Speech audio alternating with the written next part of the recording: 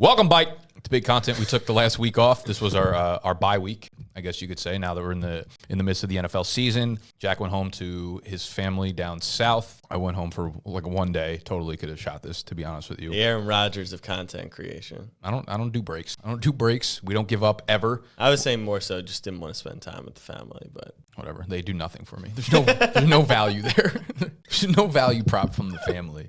But we are Bike, and we'll continue to rip these off every Wednesday. If you are new here, we basically talk about everything going on in the creator economy. We're trying to help people at all levels of content creation go from, whatever their goal is, whether it's, idea, passion, all the way to a full-time content creator and every step in between. So we take a lot of questions, Q&As from you guys. So if you're not in the Discord yet, we'll link that down below. You can join, and that's where we take the questions from. On today's docket, we move through the scope of Barstool right now because we have Brianna Chicken Fry coming out and talking about her salary when she started at Barstool and how no one talks about money. And this is something we've been pretty straightforward about how we feel about it. Some news with the Liver King, some news with Prez and Dave Portnoy.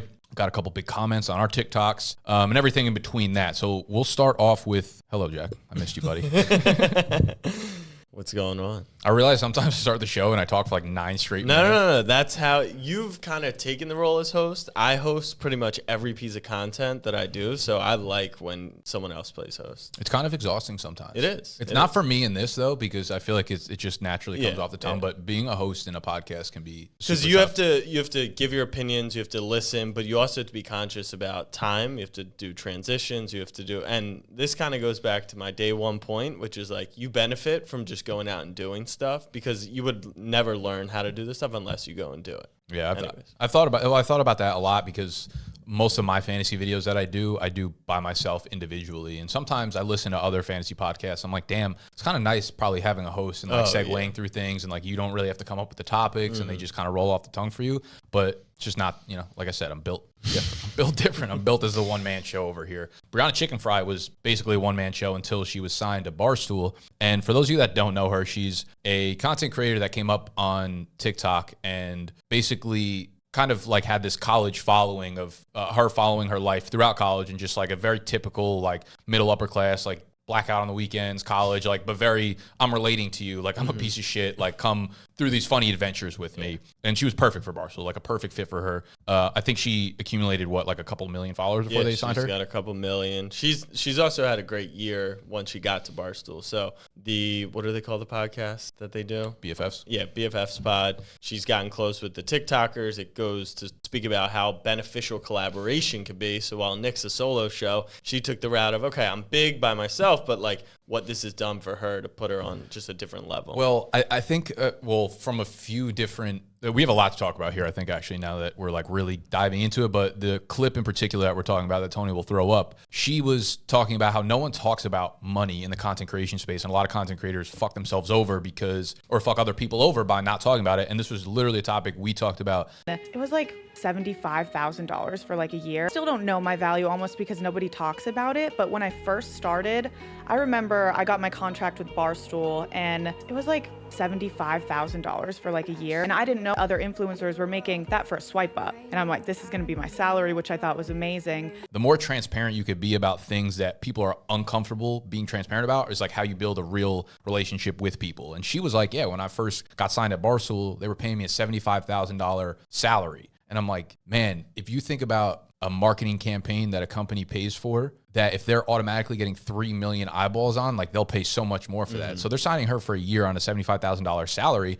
And she was like, yeah, no one talks about it. And I thought that was amazing. I was like, $75,000 salary to create content. Like, what a good deal for me. Cause she didn't know what other people were making for her size, for her follower count, for all that kind of stuff. And it opens up like a bigger discussion of, one, as an individual creator, like what should you be looking for in that situation? I do think it might speak to the TikTok platform in itself. It's difficult to monetize on there. We've talked about how, 10,000 YouTube subscribers is more valuable than 100,000 on TikTok, maybe 500,000 on TikTok, whatever the case may be. I think this is a product of that, but I appreciate her coming out and like being really open about it. And she has so much leverage now that it's probably easy for her to talk about it, right? Like Barstool, Prez openly talks about how she's one of like the key pillars at Barstool now, for sure, which is it's kind of crazy. She came out of nowhere. I don't think she's like an overbearing personality. She wasn't like Alex from Call Her Daddy, where you sit down with her for an hour and you're like, she's a star. Like, you know, she'll rip it on her own. She'll monetize on her own or whatever. I don't really get that from Brianna Chicken Fry, but she's obviously super valuable to the company. So I guess from all that fucking bullshit I just spewed out,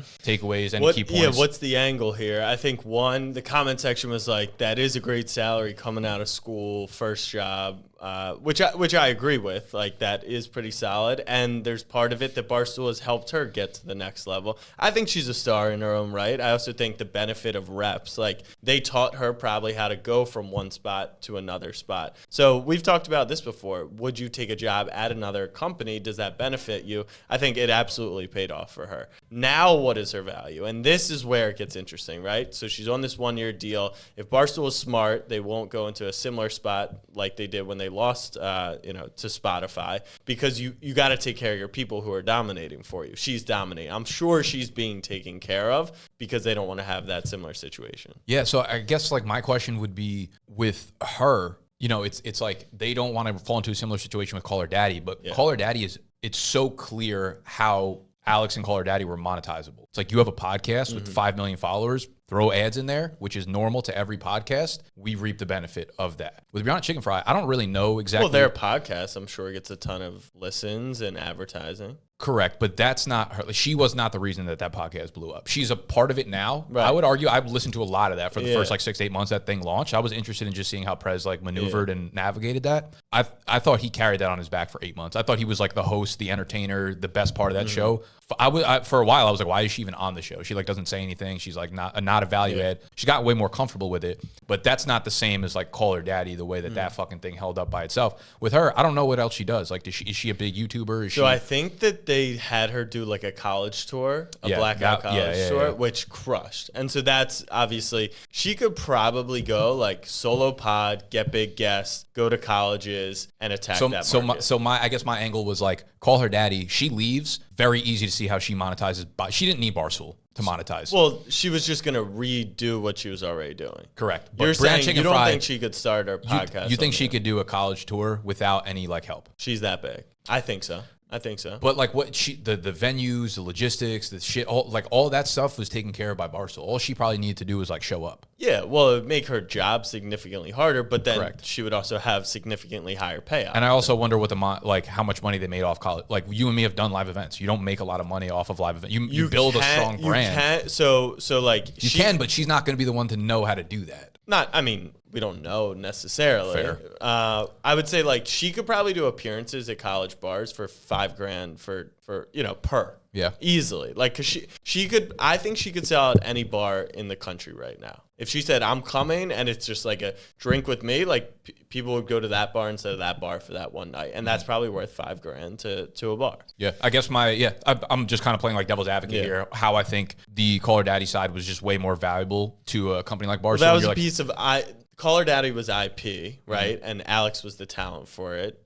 So who left? Alex was the bigger one that went to Spotify. Well, Alex and Sophia both. I mean, they're not. Neither of them were. But at Alex after is this. at Spotify. Yeah, Alex was like the big. Alex started it, did it. Right. Like Sophia so the was, like, kind of riding her coattails. The IP is what really sold to Spotify. You're saying you don't think she could take this concept? I don't think the IP did. I think the talent did. Interesting. I think you're probably underselling how talented she is. I think she's Brianna. Yeah, I think so. Yeah, probably. I think her TikTok is. I think she is a talented person. Mm-hmm. I think she's worth way more than $75K salary. Obviously, that was like Barstool Cool, but that's also them taking a chance on a first-time content creator, 100%. Being like, "Are you going to be able to monetize for us?" Whereas it's like a little bit more unclear, like how she ends up doing that. Does she survive without it? I think she benefits from staying there for the next year or so. I think Barstool would be smart, and I think Barstool mutually benefits. So I think they got to find a price that makes sense. I don't know how they work. Like talent within a bigger media company, can she do outside deals, right? Could she do stuff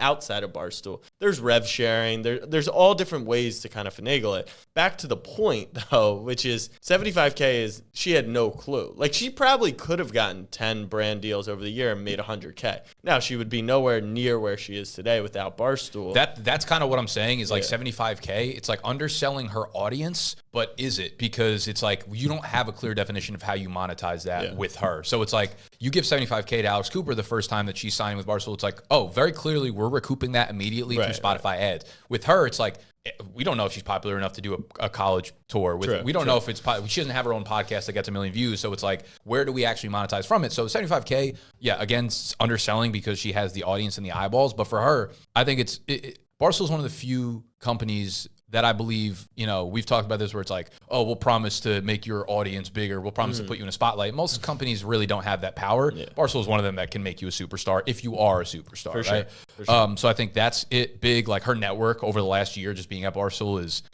priceless at this point. Is worth any type of salary. So I think 75K at Barstool to be like a content creator, but it's sink or swim. It's like you'll know at the end of the year whether or not you were worth that salary. Right. So I mean, it's tough. But it's also for them. It's like there's 10 people we didn't hear about that they brought in that just didn't perform for them. But this one success is worth 25 misses. And that's the benefit of a big media company and being able to take those chances. Yeah, they're basically like a venture capital firm with content creators now. It's like they put bets on 10 guys. If you have one unicorn, like a brand of chicken fry, pays for the other 9 that you miss. And there was actually a podcast I listened to on the Dave Portnoy show. They brought on one of their guys, Stu Feiner, and he was like, if I had control, he's a nut job, right? But I actually really appreciated what he said in this piece. He was like, if I had control of the company's future, what I would do is basically turn Barstool into a school. I would turn it into an educational school for content creators and teach them everything from the start to the finish, everything about everything, equipment, how to be on camera, like all that shit, and make it become an academy. Because you would have just as many people that want to apply to that school as a traditional fucking education system right now. And he was like, you want to talk about how Barstool goes from $100 million company to a few $1 billion? Like, we changed the entire education industry. We become a multi-billion-dollar company through this. And like, everyone was like laughing at him on the podcast. And I was like, this is actually how you make that $1 billion company. Stu's really smart, obviously, as wacky as he is. I think that they kind of are that, and they do that by actually making people do it instead of like schooling them. Like, it could be 2 separate things. You could have Barstool Academy, people apply, they go to school, they learn all this stuff. But I think at the end of the day, there's nothing better than actually practicing it, which is what they effectively make people do while they're there. Yeah. I just thought it was a really interesting topic on the Portnoy show. And speaking of Dave Portnoy, he launched his watch company Brick the other day, and apparently, I guess he came out and made a video like 2 or 3 days later, emergency press conference. He's like, I'm getting so much hate in the comments. Oh, I didn't see that. Oh, really? Yeah. Oh, this is why. I saw the initial launch. I saw, a couple TikToks about it, but I didn't see that. So he launched it, and he was just getting a ton of hates from all like the watch nerds in the comments being like, this is not worth it. This is fake, whatever. And it was just people talking for the sake of talking, like just being negative because they think it gets likes on TikTok, whatever. Yeah, he came out and was like, I don't know where all this is coming from. He like addressed all this stuff, which I thought, I didn't have any problem with it, whatever. It's him, it's his company. I was surprised he did it because it was like he was kind of giving in to the haters and like giving them a response and giving them the satisfaction of it. He did mention in a pizza review, he's like, if we don't start selling some watches, like we're going to be in trouble. So I actually think he was a little bit nervous about how the launch of his watch company went. And it was just people making so many corny TikToks. He's like, someone did a stitch. It was like, he named it Brick. Like everyone knows that like Brick is already like a negative word in the consumer portfolio. I'm like, dude, you're trying so fucking hard right now to be a weirdo of it. And like brick by brick is his thing. Like I built Barstool brick by brick, So I think before the analysis of the watch company, the launch, all that, I want to talk about this is the path for a creator, in my opinion. This is why we've talked about niches, though. Are we on niche or niche? What did we niche? Okay. Niche, right? He's not a watch guy, right? He doesn't have, no one thinks of him as a watch guy. Pizza guy, right? And then they launched the Barstool Pizza, and that makes a lot of sense. So, but this is the path for a creator. Build audience in a niche and then sell them a product at the end. So it was cool to kind of see that even at his level, that is still the creator playbook in my opinion. It's probably why he's getting so much pushback, because he never made a clear linear play to why he should be selling a fucking watch. As Big Cat launched his coffee stuff. Now, he's not a coffee expert, but he's been talking about coffee for 3 straight years, and he clearly plays in that world, mixes like he does the content within the, I don't know the name, like the mom that works in the Barstool office comes around and gives him cookies, and he does reviews on it. If he launched a cookie brand tomorrow, would do great, right? Exactly. Because you just associate these pieces of content with them. And it's the same way that, any piece of, you become the content that you make, right? Like if we, in 2 years, we kept doing this and then we're like, listen, we're opening up a mastermind course or whatever, we'd probably be able to get a few customers from it. It's like the content you do directly projects to the products or the business or the services that you make. So that's why I feel like he had a lot of pushback. Well, I want to talk about the pushback. Yes, some people are going to hate on it no matter what. That's just, anyone launches anything, that's going to be the case. I think that there were some fair points to it, because when a creator who's not an expert in a field launches something, it should be like one of a few different things. One, the price was aggressive, right? So if we're at $2,400, that's an aggressive price point to say, why is this better than this or that? And some of the points that I saw were like, you could get more quality watches. And I think what people fear is this, he thinks he can just sell me anything and I'm going to buy it, which is fair, because that isn't the case. And I think that that's what it kind of appears to be a little bit. Now, he did have some reasoning. He has some, like, there is a message behind it, but I thought I saw a technical breakdown of like the company, and there were fair points, at least from what I saw. Yeah, I mean, I agree with that. I think some of the points were fair, but and then the rebuttal video that he had were like, you have like journalists from like reputable newspapers posting stuff like, this is ridiculous, he made this watch for like $40, and it's just completely false. And he's like, this cost me thousands and thousands of dollars to do this. Like the markup is exactly what the markup is in the industry. And I think that goes back to the point that like a lot of the times with creators, influencers, you are buying the person, not the product. So it's like someone who's followed Prez doesn't think twice about whether or not he's duping them on the price. That's what I thought was funny. I thought he missed on the price range, because you think of the Barstool audience, his biggest fans are in your sweet spot of high school, college kids who can't afford $2,400 watch. Now, one kid can, for graduation from his grandparents, get a $2,400 watch, but I thought he wanted it to be like an everyday type thing. I thought, like, when I was looking at the watch, I thought it was going to be $150 to $500 max. And so that kind of shocked me. And that's what made it feel like, okay, now you're competing in a different world. You're not people who buy $2,500 watches know about watches. Exactly. I completely agree with you on that. When I saw the price range, I was like, I would support Prez just for the sake of supporting Prez, because I appreciate like everything he's done for just media in general at a point of $150, maybe $200. Exactly. Like when the Barstool Fund was going on, like obviously,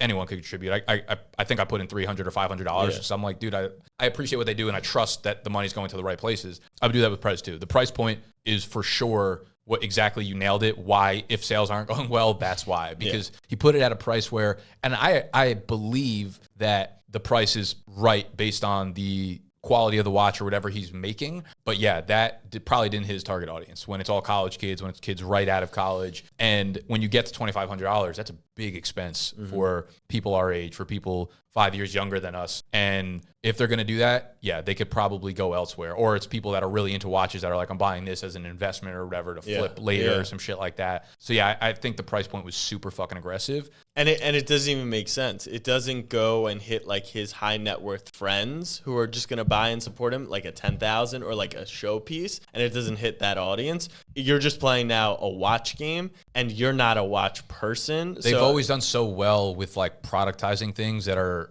perfect for their college audience. Shampoo, deodorants, high noons, pizza, everything that like you could buy in really high volume at a cheap price is like how I feel like they've made their money. Yeah, which is why, and I think it's awesome he's trying to make that attempt. My biggest worry, because when we did Snapback Kitchen, this is a similar kind of concept. We're launching a new product. The price was very important. And I think like the behind the scenes is important, because he's kind of just coming out. You also have to be all in on this. And we truthfully weren't all in on Snapback Kitchen. We have so much else going on. And that's a huge plan in 23 that we didn't have everything ready to go. And I just worry, if he's a one-man show promoting this watch that is out of the price range of the majority of his followers, like he's now playing a different game, and just having a face to it isn't going to get it all done. And I wonder too what the marketing strategy, because obviously he had another company build it for him. He's going to have probably a marketing team around it to like help promote it. Every other product I feel like that they've had that's been successful, which is almost all of their products probably,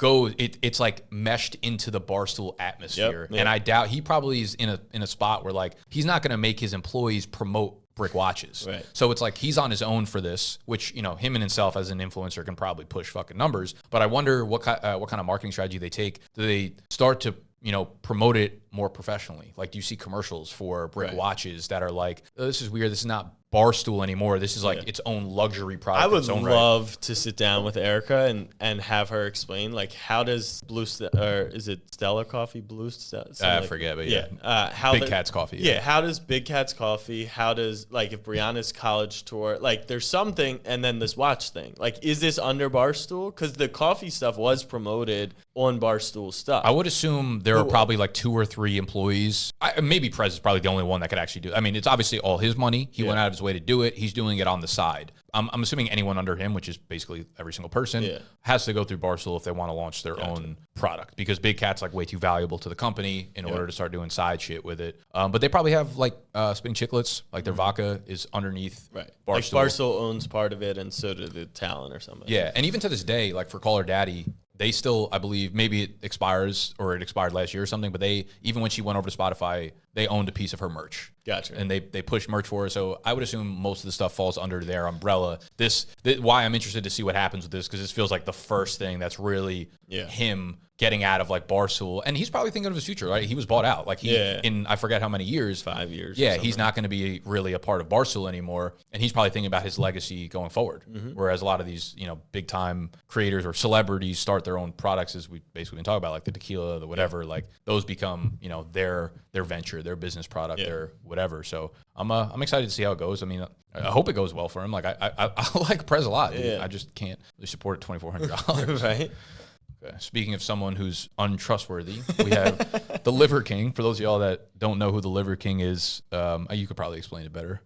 The Liver King is a body influencer. He's a lifting weight. I don't know. He just eats raw meat. He just eats raw meat. He's all about this natural, animalistic thought process of our ancestors. I know that. Our ancestors ate meat and hunted and they were ripped, I guess. Shocking news, breaking news, the Liver King was on steroids. And this finally was revealed on, I should have written this down, Big Plates, Big Something YouTube channel. Did a whole deep dive, has emails, has conversations about a $10,000 a month program, a steroid program, HGH, all that good stuff, or all that bad stuff. He's essentially a fraud, because his promotion was you could be natural and do all this stuff and look like him. And to the surprise of no one, he was roiding. I think there's a million ways to go about this. One would be, I don't even know. Well, let's talk about the path of like content when something happens like this, right? It's like he's made his whole thing about being natural and only eating this raw meat in order to get the physique that he has, which is an insane. He looks like he's straight out of the movie 300 with this physique. And every time he gets accused of it, he denies it. He's like, I don't take steroids. I'm all natural. And then he'll eat like a fucking chicken nut right on camera. And it's crazy. And now he's being exposed through it. And through his head, it's like running through, what's your next move? It's like, do you just deny it? You can't, because this video already in 24 hours is 2 million views. Right. So it's already spread. It's already like there for you. So he's probably thinking in his head, okay, I need a rebuttal. It's like one of two paths. Do I look for an out in which I try to expose this as being fake? Do I come out and do I, you got OCD? No, your Discord notifications were playing. Do I?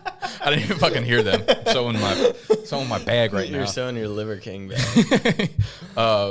Or is it like, do I admit it, come out with some like heartfelt like apology, and then try to move forward, which obviously kills your brand? I mean, I think there's no win here for him. He's just a liar. No, I think it's over. Yeah. I think he's done. I don't think you can come back from this. This isn't getting canceled. This is a straight up lie. I'm all natural. I eat meat. You look like me. Other side. I took steroids the entire time. This is completely fake. You can't look like me. So how do you pivot from there? I'll say the one thing that shocked me, a couple people were defending him, and I thought that it is actually a credit to him. People credit him with helping them. Like, just, he's super responsive in DMs and replies. And I think, like, if there's anything that you could, okay, this is how, if I was his PR team, this is how I would approach it. This is a really interesting conversation. I went to these lengths because this is what I had to do to get on the grand stage. I had to be this character. My intent behind all of this was to help people. I know that you could never look like me, but you look better. You eat better. You are better because of this. I apologize that it took like this. You guys, he could even argue, you should have known that this wasn't natural, but this was what it needed to look like for people to start listening. I think he's maybe you have a chance at that point. There's a chance that he's done enough good that'll have supporters for it. It's almost like if we came onto this podcast and we were like, we're going to tell you how to become a full-time content creator in the next 5 years. And we pretend to go through the step-by-step, but the entire time we had like a trust fund. We had like $5 million in the bank from our parents or some shit like that. Right. So it's like we never actually had to make money. So we never knew how to make money. Yeah. But we're like successful because we have money and we're teaching you. So we've done a lot of good. We've shown you the tactics. We've talked about the platforms. We've done all this stuff. Similar situation. I mean, you just lose so much trust and credibility going forward. So I don't know what his biggest money making was selling a product, which were pills. They were vitamins or something like that. So I don't know how he ever kind of managed that relationship, saying I'm natural. Like that product is fucked. Even the people that support him, if they feel like he's changed his life for his good, there's no way these fucking magical pills are the reason that these people's lives are changed. But I'm saying that maybe his point now is like, look, you can't look like this. That was never the goal. But these pills actually do help you be in a better place. I don't know. Like, I think that's shot. I think you're also underestimating how much people will just move on from stuff and like accept it. But I don't see him. He'll never be highlighted again. And I think that's actually the biggest loss here is like the reason he blew up so much is because clips and vlogs and stuff were taken and posted on TikTok, posted on big media and all this stuff. Now they're just like, he's lost all credibility in the big media. Right. I think like he could still do well content wise. Like I think he'll still be fine on TikTok. I think he could still put numbers up, but I think the transition from that to selling to your audience now becomes like an insurmountable fucking bridge for him with just the gap in the middle where it's going to be really hard to jump that because it's like, okay, he has these pills and I'm like, I thought they were helping me. And now I figure out like probably doesn't even take them. He does steroids. Like these pills don't even fucking work for him. So it's like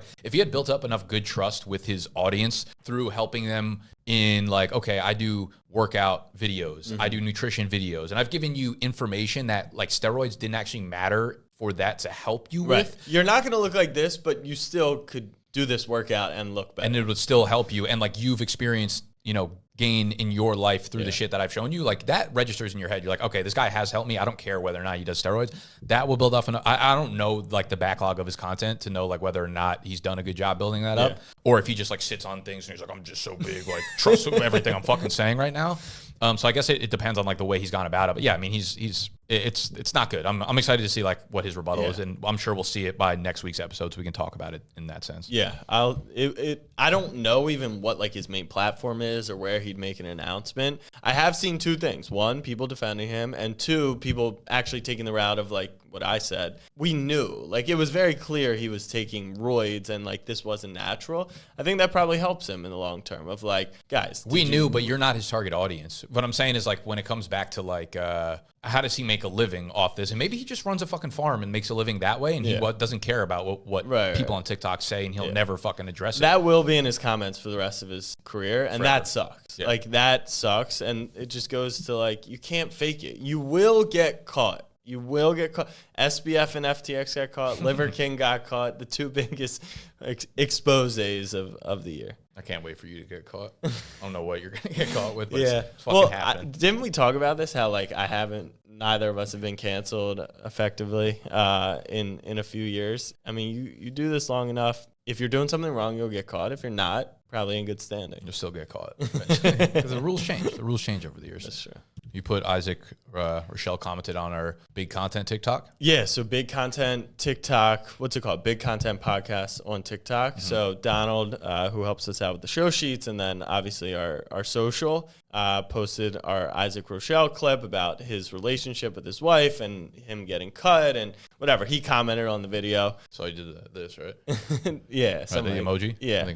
I don't know if there's a lot to take away from this. More so, being thoughtful in your content planning. So this is not by accident, right? He is big on that platform, and we knew if we used his face and we used a conversation about him, there was a higher likelihood that one, it would have more activity. Two, that he could actually find it. Similar reason we're talking about Brianna Chicken Fry. Similar reason we're talking about Dave Portnoy. Similar reason we're talking about Liver King. These are all kind of figures that we're using to get our points across. So Brianna, it's how we feel that creators and influencers need to talk more about financials. We use Brianna to kind of get that message out. Two, with Portnoy, our message is that the creator playbook ends in a product. We use Portnoy's face to talk about that conversation. And then Liver King, I mean, a million different ways. I also just want to talk about that psycho. So yes, this stuff is all pointed. I think that's kind of the skill and the talent and the thoughtfulness that goes into content. So we got you, Isaac. And we did get him. And then his comment helped like boost that that post. Now it's at like 33,000. Yep. I think there's something to be said for that. Like I think about this on YouTube too, not necessarily using people that are popular, but segments that are popular. Because it's a fine line between this is the topic of the content we're about to talk about and like, do I even care or want to talk about it? Yeah. I think if you can bridge the gap, it's a special talent that works really well. So if you could find the topic that's popular, but then figure out a way to talk about it in the way that you want to relate it to the shit that you're actually passionate about, that's how you do it. You don't just like talk about a topic for the sake of talking about it, being like, this is popular, I hope people care about it. Right. But if you talk about it in relation to helping people become full-time content creators or helping people get further in the content creation game, like that's the beauty of content and like leaping off of other people's opinions on these things and using the popular topics. And like for fantasy, you know, I know what works in the industry. I know what videos get views. I know what it is. Some of them I hate. I'm like, I can't sit here and do this shit. But if I use that as like title thumbnail and then go about it with a twist of my own, they'll still get the views, but people will stay because it's different, because they like my personality, because of this stuff. So I think bridging the gap between those two things is a really, really pivotal thing for content creators in terms of building both width and depth, because you get views, but you also get like your twist and your personality on it. Yep. Last thing I want to touch on, everyone's Spotify Wrapped have come out. It's everyone's favorite part of the year when you post it on your Instagram story and everyone reacts like, oh my God, I can't believe that you listened to Taylor Swift for 4 hours this year. But in all seriousness, we went on Danny Miranda's podcast, thought we had a good conversation, so plug that. But our takeaway there and from Spotify Wrapped is, at least mine is, make it easy for others to share your content. So I also went on my friend Kevin Cooney's podcast and he sent me a DM. Yo, would you be down to collab on a post? Collabing on the post, all I'm going to have to do is accept. Now, I could be more particular and say, hey, what's the segment about? Let's do this. He gave me 2 different times that could be better to post for my audience and his audience. But the takeaway is like Spotify Wrapped, this is data and information they had. If I had to go request that, like it's never happening, but they pop it on your feed, they make it shareable to every single social platform. And I think that is helpful. If you have someone on your podcast, cut up clips for them, tag them, send them a Dropbox of stuff, make it as easy as possible. Send them captions that you think would be helpful. And instead of getting, one Instagram story repost, which they'll always do that for the most part, give them the piece of content. And if it's good, they'll share it. And that's only going to help. You want to shape them in a way that makes them look good. So it's there's 2 parts to it, right? Like getting popular people on your podcast is difficult in its own right, or getting it on your YouTube channel, difficult. But getting them to actually share your shit with intent and purpose is even more so, because you never want to be the person that's like, hey, can you share this? Hey, can you go out of your way? Because listen, like people, if you get someone on your podcast that has 500,000 followers, like imagine how valuable they think each post of theirs is. So it's almost like you become a company being like, hey, can we use one of your posts to promote me? That's what it is. So instead, you interview someone that's really popular with a big following. You take away from the interviews, not how you look good, make them look good in it, make them look whatever they want to look like, smart, intelligent, funny. Take those clips, send it to them. Don't make it about yourself, make it about them, and they'll have no problem being like, this is cool. Send them 3 clips or whatever. Maybe they don't post any, maybe they post all 3. They'll probably post at least 1, and that's how you promote your shit, because they'll naturally do it. Because I look good. At the end of it, it could be like, this is Danny Miranda's podcast. This is Jack's podcast or whatever. That's the way I think you always need to be thinking of like how you're giving value to the other person. Give more than you try to receive. And ironically, that's how you receive the most in the end. Yeah, I'm trying to think of different scenarios. So like podcasts are super popular, but even like blog posts. Like if I think of like a gambling blog, like I'm putting out picks for tonight's game, I'm getting Nick's picks. Instead of just sending them the link, think about creative ways to actually offer them that content. It could be a collab tweet. It could be, an Instagram post. You could create a graphic so that they could promote it. Whatever it is that kind of just gives them something so they don't have to do anything, but it looks good on their account, or whatever account that may be. Yeah, you might have to invest into it. Like for that example, be like, we're giving away, a free piece of merch for everybody that tails Nick's picks or whatever. Yeah. So he wants to obviously promote that to I want to promote it to my audience because I'm giving my audience shit for free for like I didn't do anything for it. You know what I mean? Yeah. So it's always, again, like just think about how to help the other person will always get you further. And I think that your point earlier needs to be brought up, which is everyone thinks, at least in this world, if you're big enough to be a podcast guest, 9 times out of 10, you have value in the market. I get paid X amount of dollars for an Instagram post, right? And so, like you said, that's how I think about it. If I'm promoting you, I know a brand will I'll promote a brand, but it'll be for, not free. Yeah. So how do you drive value in that scenario? Yeah, and personally, people like looking good. That's a priceless value prop for people. Doesn't always have to be money or this or merch or giveaways, but making someone look good will always be fucking good. Draft time?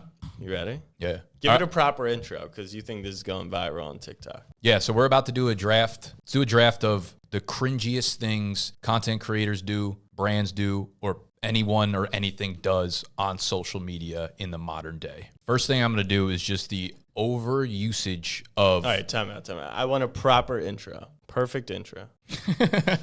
I'm not a big intro guy. All right, I'll intro. Yeah. All right. We're drafting the cringiest things that content creators and influencers do. All right. For my first pick, just the overusage of emojis. And I came up through like Twitter for the most part when I first started posting a lot of shit. And like to promote your blogs or whatever you're promoting, just 96 fire emojis and just like exclamation points and this. And it's just like, bro, when I see brands do that or individual content creators or like a Instagram post or whatever, just be like the most basic shit with 17 fire emojis. I'm like, get that the fuck off my screen. Okay.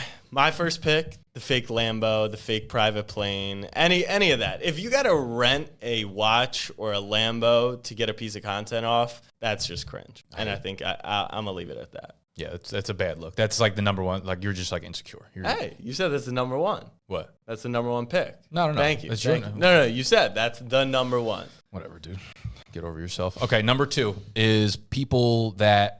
I'm just going to title this as people just doing the most in public. Like girls who take videos just like in a thong going through Home Depot, or dudes who like check out at a grocery store and then they jump on top of like the turnstile and it's like start making a mess and shit. It's like no human would act like inhumane behavior on social media. Shit that you would just never do in real life. I'm fine with it until you start bothering others. Like I saw one TikTok where it's like they're trying to buy something at Walmart like that they're not supposed to buy, and like they start getting a fight with the worker. And obviously the worker isn't chill about it and could have been chiller, but like once you start ruining someone else's day and just like knocking shit over and like causing a problem, I'm like, dude, I hate that. People on like the subway do like that. If you want to wear a thong to Home Depot, like I guess we'll keep that on my draft pick side.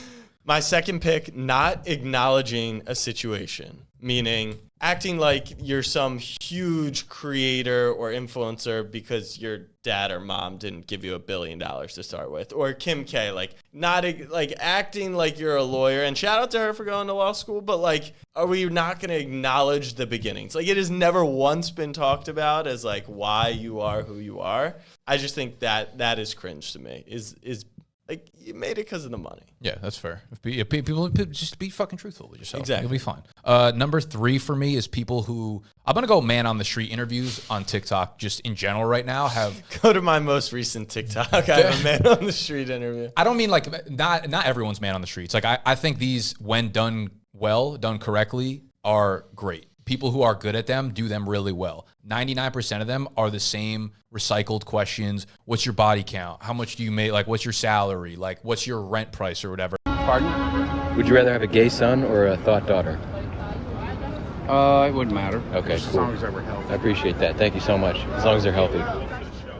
I think when it comes to journalism and it comes to, what we're doing is art. What we're doing here is art. Not everyone can do what we do. And it's one of the toughest jobs in the world. I'll say that right now. Thoughts on the Jews? I make $50K a month, right? And I'm not bragging. That's the truth, right? And I didn't have a rags to riches story, right? Well, I did. My dad offered me $50K. He said, start your own business, son. And don't be afraid to ask for more. And I said, you know what, Dad? Fuck you.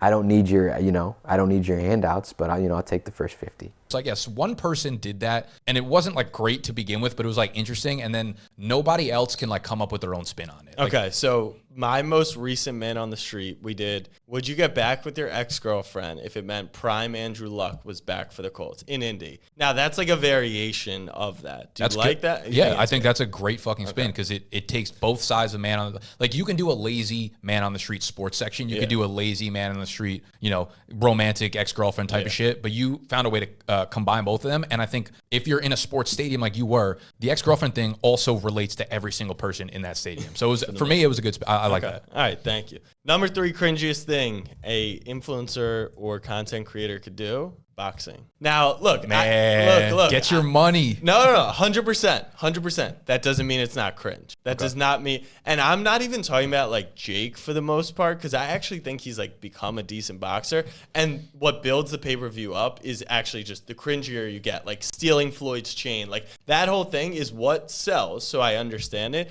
I'm more so talking about like, I cringe at the fact that like Frank Gore and Le'Veon Bell fell off so hard that they couldn't sell 100 tickets to a boxing match. That's the cringiest. But if you got to fight. If someone walks in here tomorrow and they're like, Jack Nick boxing match for $250K each. Obviously, I'm in. That's what I'm saying. I'm not hating on people who do it. It's still But if cringe. they said $500K to the winner, 0 to the loser. Yeah, I would knock your ass you out. walk out with no money. I would knock your ass out. You have the reach, but your reach. biceps are just despicable. I've been on that Liver King plan. All right. Man, I have so many on this. I think this is your favorite piece of content we've ever done. I'm fucking pumped.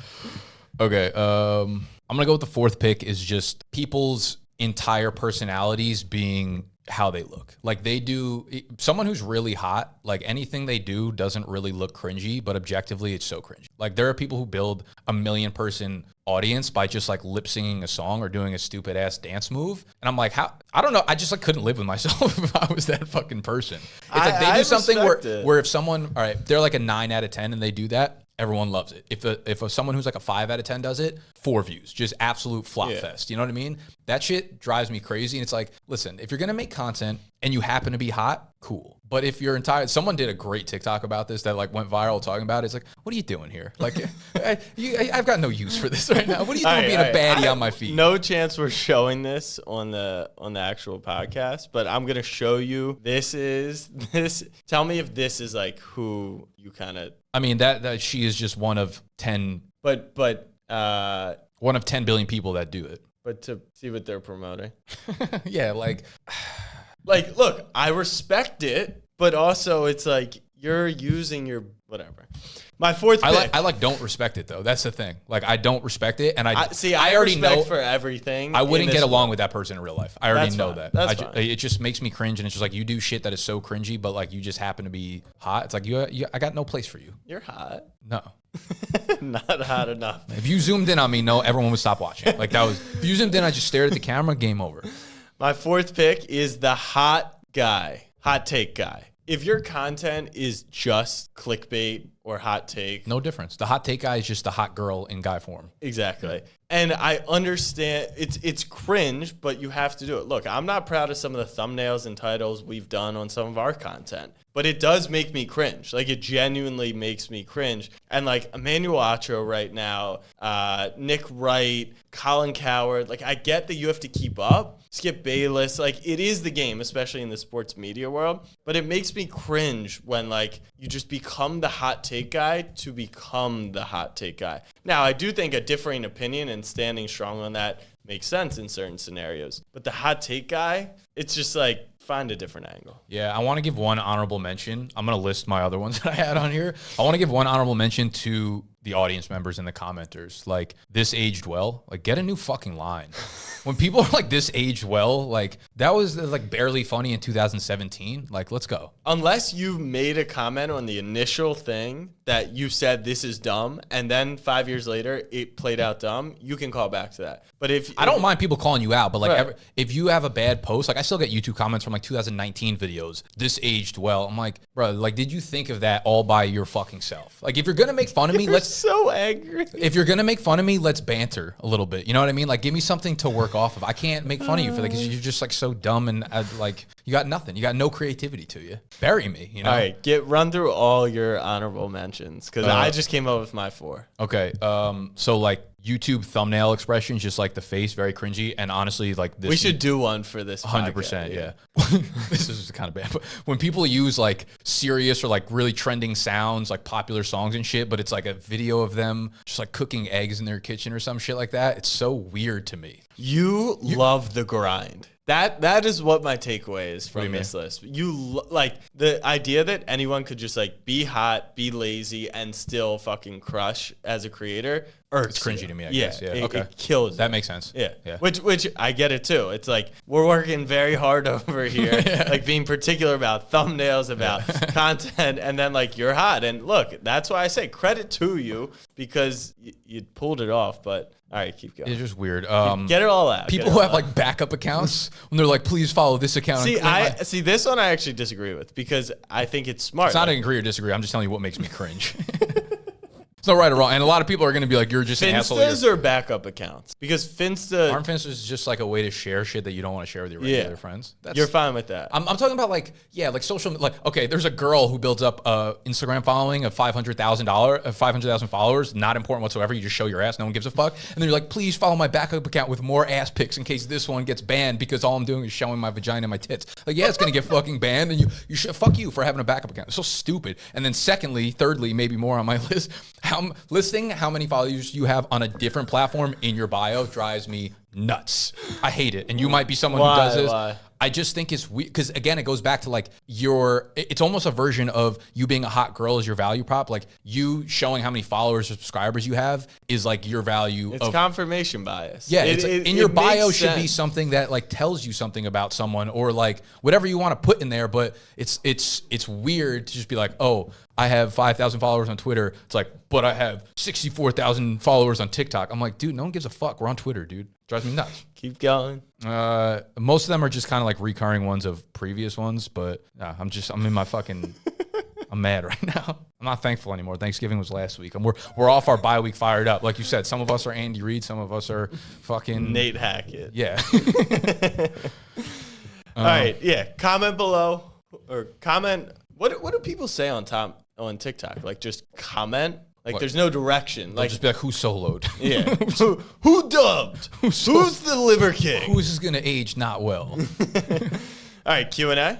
Yeah, we could do Q&A. All right, Q&A. You said you were gonna copy it onto the doc. Oh, dude, it's sitting there like highlighted. And Yeah, I did. It's No, on the you bottom. did, but you put it under the draft, not under Q&A. All right, Whatever, dude. Q&A. First question. This is in the Discord, which is in the description of this video. If you're watching on YouTube, you can get into the Discord. You can have access to the masterminds for free before we launch our all-inclusive course. We're doing a part 2 of that draft next week. In 8 We're years. doing more research. All right. Big content. Patsy says, I started it's a TikTok business account. I'm a grammar nerd. I started a TikTok business account for the company I work for. It's at 17K. I'm a soccer coach. I do it for free to help the company grow, but I want to start monetizing. Also, we're building an app for player and coaches, and I want to start building a community with TikTok and the app. Any recommendations on how I could approach this, asking for money, equity, or any other tips for monetizing? Before we dive in specifically, my initial thought is just like, make sure you're doing something on your own. Just don't be reliant because you could get fired. You could get let go tomorrow. They could say no to anything you ask. And all that you did is kind of meaningless. So that's my first thing is like, do it on your own as your personal brand. It doesn't have to be you. It could still be like a soccer coach as a thing, but I would build your own audience. But now how would you navigate this situation? So I have some thoughts. I'm a little confused, I guess, by what he means. Okay, I do it for free to help the company grow, but I want to start monetizing.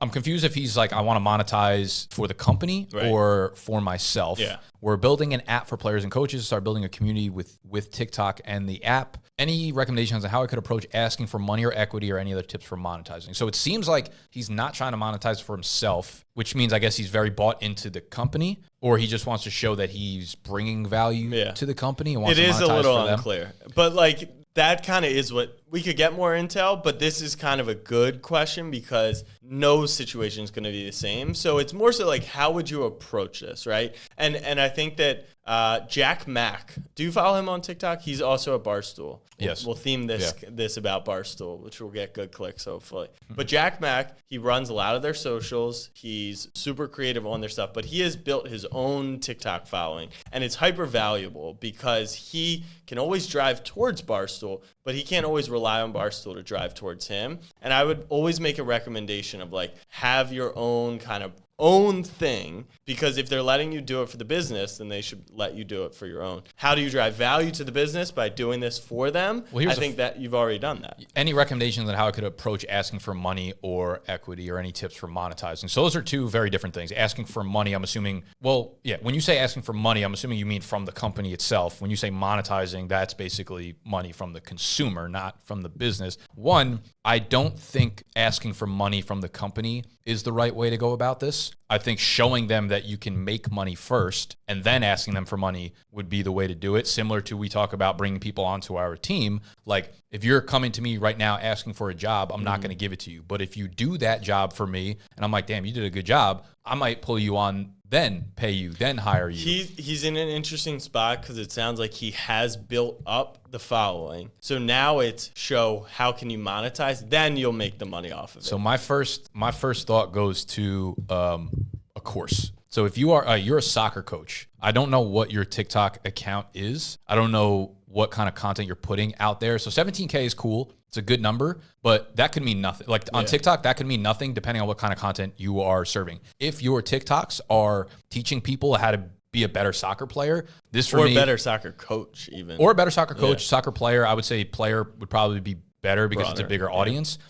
If your audience is built through that, then you have a really easy bridge to go to monetization. Well, I think the app is kind of, from what it sounds like, person works at a company in the soccer realm, and that company is building an app. He started a TikTok about soccer of some variation, works for the company, and is like, how do we kind of put the pieces together? For your own personal benefit, it would be for you to kind of replicate that content on your own personal stuff. If there's a world where it's a small company and they see the value in you, I should have asked him to clarify this. Yeah, it's showing like how building a TikTok is going to convert users to the App Store, which will, instead of having to spend $50,000 to market the app and get 10,000 downloads, I have that audience already built out for you. You should give me equity to continue doing this. Like that's the entire, I think, the path I would approach. But biggest takeaway for me is I would try and do as much on under my own umbrella as I could,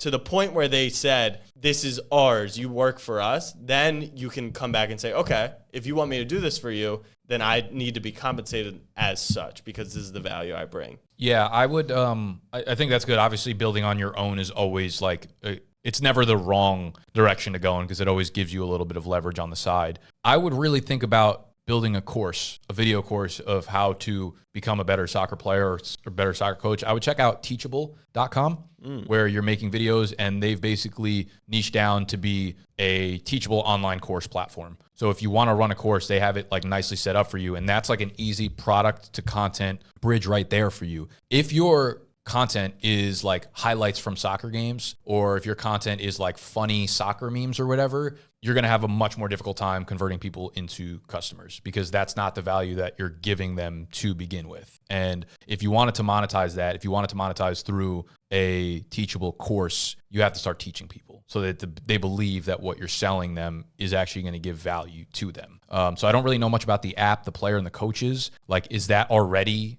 like what I'm talking about now? Because then you could build through that. You do need to have some sort of like landing page where you're teaching people. And for me, like you as a soccer coach, like you're teaching people how to be either a better soccer coach or better as a soccer player. So that feels like video is a good way to teach that. Like you can't do that through like blog posts, right? Like our product as a fantasy draft guide, I do a lot of video work, but in the guide itself is all like written stuff because people consume that. But you can't consume how to be a better soccer player through fucking, written stuff. But you can make videos of like, these are my favorite. I mean, you can. I guess it'd be weird though. I think like if drills. Right, like video videos would make way more sense. Diagrams. Diagrams can be within the teachable course. I think there's probably written in video for it, but I feel like videos like okay, this section of the course is going to teach you 5 drills that will help you with footwork, 5 drills that'll help you if you're a midfielder, 5 drills to help you your stamina, whatever shit like that. I think that's the easiest way to monetize. Most of these platforms are not very expensive to start off with, so I think looking at different online course platforms that have a low overhead of $20 a month, $40 a month, $50 a month, that's probably something you can get from the company. But yeah, I think that would be my way. Yeah, last touch on that is it time to monetize yet? So if you think you're bringing added value to a company that you're not being compensated for, or you see the value that could be in a big business like this app, that's when you want to ask for it. But if you're just at 17K, remember, putting content behind a paywall, you're going to lose out on potential customers down the road. So I think like also the fact that he asked for equity feels like he's bought into the company. He's like, hey, I'm building their social. I want to monetize for them. I want to build this out and become like a big part of the company and ask for equity. I think you could do that. I think there's a very real path to do that. I think you still have to show more in order for them to buy in, to be like, this dude is going to be a big piece of our company. And I think, the way you do that is you keep building. Obviously, you keep building your personal, keep building the brand, and then have a product in which you sell the audience. And once they realize like, oh, this guy's bringing in more money for us, like he's going to be a big part down the line. From 4IZ, you guys ever think about streaming on Twitch? Twitch, I think there's a larger conversation to be had here just in terms of like where you spend your time, what you want to do on these platforms, how you choose whether or not to dive into a platform like Twitch. Twitch kind of still feels like the wild, wild west, and feels like it's felt that way for years and years and years. And I don't know if it's ever really going to centralize itself or stabilize itself. So for us, we did Twitch streams like once a week where we would do like a Madden stream, right? Where it's just like fun and kind of like a brand builder. People got to hang out with us and see us get really fucking, angry and like juice up and whatever. And that's kind of the way I've always approached Twitch. I know people do make a lot of money on Twitch. I don't know if it's necessarily like great for growing organically. The way I've always thought about Twitch has always just been like, if we do it, it's just going to be for fun. It's just going to be for hanging out, playing video games. You could post your fantasy drafts on there, like do mock drafts. I think we did some of that sometimes, but it felt like a little bit like a wasted effort, to be honest. Okay. If I could pick anything in the content creation world, newsletter, streamer, big Instagram following, and like any of the different kind of verticals, I would do streamer. I think having a large live audience is the most valuable out of every, like I am so jealous of all the streamers who I know who like they have significantly less followers than we do at Snapback, but significantly more live. And I just think so much can be done live. So that's my answer. Well, have I ever thought about streaming on Twitch? I've done it, but it's always sporadic. I have a question. These dudes that you like really admire as live streamers, what do they actually do? I've never watched their streams. Yeah, so some is just like video game streams, and they're entertaining, funny. They engage with chat while being impressive on the screen. I think that's great. That's like I'd say the majority of stuff. Some people have found a world where they're just like entertaining and people. So they're just like funny entertainers that go instead live. of watching like Netflix or watching live TV, like that's live TV to them. That's really interesting. I don't watch a lot of Twitch because that's not how I watch live sports, and that's kind of the world I play in. But I would love, like, I think there's a world where you'll be able to call games live or have hangouts, but like. You have to be so consistent with it and build a crazy community and following like that. When I heard the numbers about like people on Twitch, like they're live streaming hours per month and stuff, I was like, that's like these people are a different breed. To be you can be a YouTuber without spending every second doing YouTube. You cannot be a streamer without streaming effectively like 8 hours a day, which is what makes it tough to become a successful streamer, because when do you find time? Like unless you start from day one, but like that's what I find Pat McAfee's audience so successful. Like to me, he's a streamer. Like he live streams for 3 hours in a row every single day during the week, and he still manages to do everything else. But that's tough because that stream is like, the second he stops doing that, he's going to lose a lot of his audience, which is a lot of pressure. But I just think that streaming is super powerful. There was an OnlyFans model who was actually talking about her Twitch relationship. And she said, it's the greatest billboard in the world. 40,000 people see me. I kind of promote the OnlyFans, and it's not the biggest platform to make your money on from streaming, but like Isn't what it though? you can do. Aren't the donations on there sometimes crazy? They can be. Yeah. Yes. So, I mean, some people make a crazy amount of money, but like if Portnoy had a live streaming audience, he would be, which he kind of does, but he's not a streamer. Like he would have been able to show the watches. Well, he did like the opening bell every morning during COVID, like the stocks only go up or whatever. That shit was riveting. And think about the difference. If he sends a tweet about buying Amazon stock, right? Sure, his audience is big enough. If he's live streaming, and this is how I feel, it's because streaming is the greatest long form content. It's the most engaged, it's the most actionable content. If I want someone to sign up for Underdog, buy a stock, if I just post about it, they only see that. If I talk about it, why I like that stock, how to actually do it, walk through the steps of doing it, and be entertaining throughout, you can move mountains. And so I think live is the GOAT. Yeah, I mean, I remember getting on a call with someone from either Amazon or Twitch, and they were like, yeah, like I think you guys have like a real chance of, being a player in the space, whatever. It's like if to get into one of these programs, like all you'd have to do is, do this for a few months. And they said like, you have to average like 4 hours a day. And I'm like, that's just off the table. Yeah. Like there's no chance that we could do that. And I just think the dividends would be there. Probably. But what you have to sacrifice the entire business to do it. I would get burnt out. I know doing that, that's like way too much content for me to sit down and do for one period of time. So. Yeah, I think that's what builds those people. And they do burn out quickly. Yeah. So going back to the original question, like, do you guys ever think about streaming on Twitch? Like for me, I don't look at it from like a business opportunity. I look at it from like we're going to have fun. Let's have people hang out with us and fuck around. Yeah. All right. We did have one more question in here that just dropped. You want to hit it? You like it enough? Yeah. Go ahead. From Manny King, me and my brother have a sports podcast, and the TikToks we post using clips from our podcast have started to do well recently. In general, the ones that do well are controversial or hot takes. This leads to hate comments, etc., which doesn't really bother us because we don't care about the judgment about people judging us off 30 seconds of us. But for creators in general, how would you navigate hate pushback early on in the content creation process? The page is Kingdom Sport. If you're wondering, Jack has actually been on our pod before. I didn't realize they were popping off. So, yeah, these are my boys. Yeah, if Texas finishes behind Clemson in the rankings, I'm going back on the show. How do you navigate this? Sorry, fellas, that hot takes were among my cringe, but this is the game. Like this, I think, is something you have to factor in. It's like, how do we get the name out there? And you have to attack topics that are hot takes, which is why I say it's cringe to a degree, but I completely appreciate and understand why you have to do it. It's what you're competing with. I think if you're confident in knowing I don't think popular topics and hot controversial takes are the same thing. Popular, they're not, but like you could talk about something controversial and then at the end of the day. But a hot take will perform better. At the end of the day, I think the best way to go about this is, as long as what you're saying you genuinely believe it's who you are, you're going to be fine. Yes. Fuck the comments, keep pushing. If you are doing hot takes and controversial things that you don't even believe in just to get numbers, that's going to be a world of pain for you eventually. Yes. That's really the bottom line for me. If I say shit that is against the mainstream, against the popularity, as long as it's something I genuinely believe, which I would like to say every piece of content I've ever made is something that I genuinely believe in,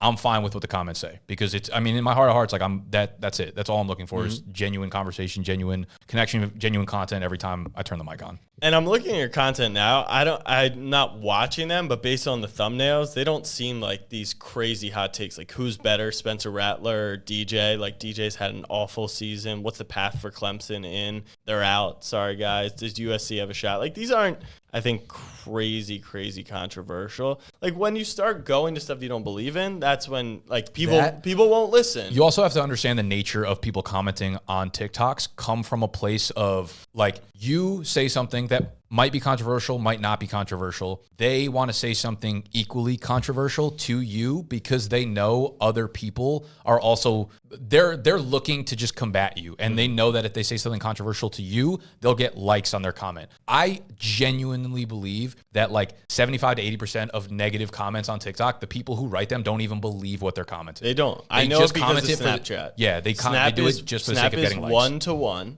So no one else, it's not a group You comment. ever respond to a hater? They're like, just kidding. Love your stuff. Like, you're a fucking loser. Dude. Yeah. And we just get so many less kind of negative comments because no one else is going to see them. So what I do know, though, is if someone disagrees, they do genuinely disagree, which is cool. And like they think that. But we won't just get stuff for likes because there's no likes to be had. Yeah, I mean, it's just like, say shit you believe. Most of the people commenting on your stuff are in a bad place in their own right or just looking for stupid fucking validation. So just, you guys will be fine. Just keep doing shit that you're not doing for the sake of controversial or hot takes. And then use my face when I come back on after this season. It's just views galore. Yeah, fake take. Jack's good at his job. Let's wrap this. Finish. Discord, podcast, subscribe, review, rating, whatever people do. Oh, I wanted to say with the Spotify rap stuff, I can't wait for ours next year. Interesting. That'll be fun. Let's, Because they do one for podcasts. Okay. Yeah. Let's next episode. We let's can make do like goals. predictions. Predictions or goals. Okay. All right. All right. Sick. Deuce. USA, USA, USA, USA.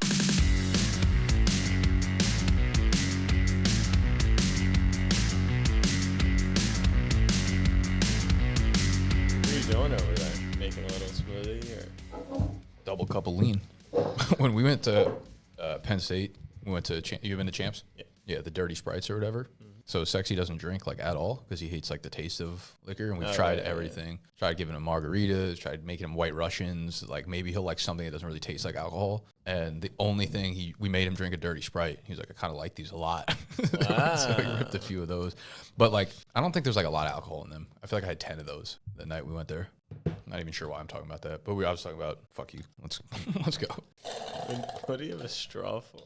I like drinking coffee through a straw. It's water or coffee. All right, man. Whatever. Hydrate, caffeinate. Whatever. We're back. Life lesson 101. Always hydrate before you caffeinate. So give yourself 60 to 90 minutes before drinking your first caffeinated drink in the coffee. morning. I can tell. That's why you stink. Built fucking different. You're built pathetically. Look at you. All this talk about being a biceps content creator. This is what I get. Well, I was on Liver Kings playing. What a beast.